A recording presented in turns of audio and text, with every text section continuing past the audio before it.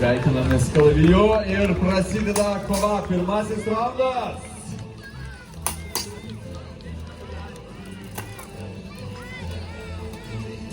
Agresyvioj stovėsenoje Andrei, gynybiniai stovėsenoje kol kas Aivaras.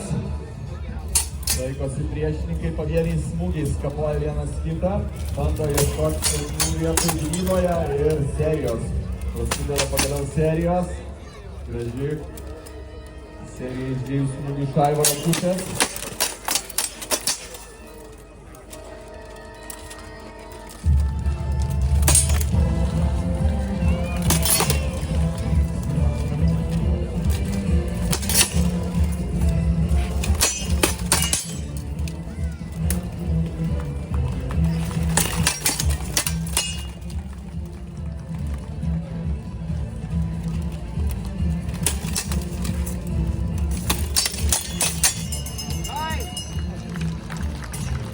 Raundas.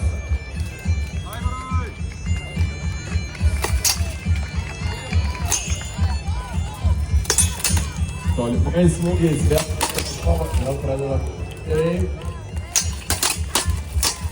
Šį kartą jau Andrei spaudžia savo priešininką. Bando išsisukti nuo smūgio. Aivaras ne visada sėkmingai.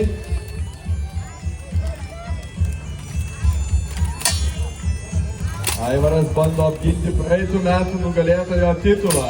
Jeigu matėte,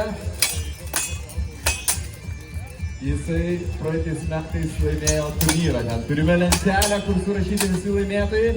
Kaip manote, jam pavyks laimėti ir šiais? O gal Andrei pavyks laimėti?